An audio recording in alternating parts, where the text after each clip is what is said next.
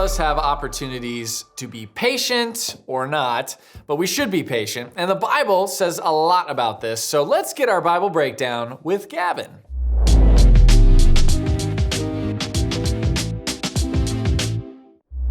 All right, this is really embarrassing for me to say, but I'm gonna say it anyway. I am really bad at Minecraft. Like, I can kind of build cool things, but survival mode is not my jam. Every time it turns to night and the creeper characters come out, I die every time. And yes, I could get my sword out and my arrows ready, but I'm always so focused building things that I forget to, survive. It can get so frustrating. And even if you've never played Minecraft, you may have played some game where you just get stuck at a certain level, or you can't beat the boss.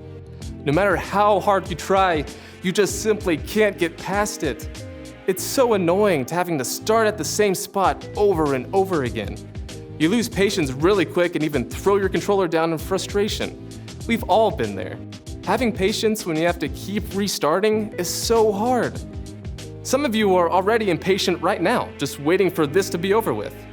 It's painful and agonizing when you have to wait for something. And wait. And wait. And I don't know about you, but I feel like I'm impatient in a lot of other things than just video games. When things don't go our way, we get impatient super easily. But just like how in some video games you can get power-ups, when we spend time with Jesus, we can unlock one of his power-ups, patience. He gives us the power of patience, even when we aren't feeling patient at all. No one understood the power of patience in the Bible better than Paul. And we've talked about Paul quite a bit, and his story is insane. He became one of the major leaders of the early church, spreading the news about Jesus to everyone. He would go from town to town sharing how awesome it is to follow Jesus. But some people, they didn't like that too much. And there was a lot of persecution back in the day, and some people didn't like it when people talked about Jesus as much as Paul did. Because of that, a lot of rough things happened to Paul. He would sometimes get beat up for telling people about Jesus. In fact, this is what Paul says in the Bible. 5 times I received from the Jews the 40 lashes minus 1. That means he got whipped 39 times, 5 different times. 3 times I was beaten with rods. Once I was pelted with stones. 3 times I was shipwrecked. I spent a night and a day in the open sea. I've been constantly on the move. I've been in danger from rivers, in danger from bandits, in danger from my fellow Jews, in danger from Gentiles, in danger in the city, in danger in the country, in danger at sea, and in danger from false believers. And that's only like half of what Paul went through.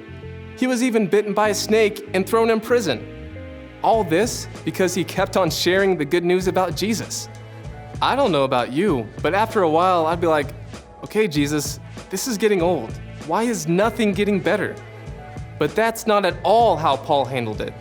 He was patient through all of it, knowing that Jesus was going to eventually bring him through it. What was more important to Paul was sharing to everyone he could about the love of Jesus. That was more important than any consequence he may have. He knew that even if things weren't going his way, that's okay. Paul had an incredible amount of patience. Bad things kept happening and happening to him, and from what we just heard, it was never ending. That did not stop Paul from sharing the good news. He knew that Jesus was going to get him through it. When we know Jesus like Paul did, we unlock his power of patience. And like Paul, that patience can get us through a lot of things. For us, when things don't go our way, patience lets us pause for a second, take a deep breath, and say, you know what? This isn't what I want right now, but I know that everything will work out because Jesus is with me. I hope none of us have to go through what Paul went through, but even with the everyday things we go through, when things seem to not always go our way at home or at school, or even when you're stuck on the same level in a game and you begin to feel impatient, take a deep breath and know that when you trust Jesus, he will give you patience to make it through. When you know Jesus, you can unlock his power.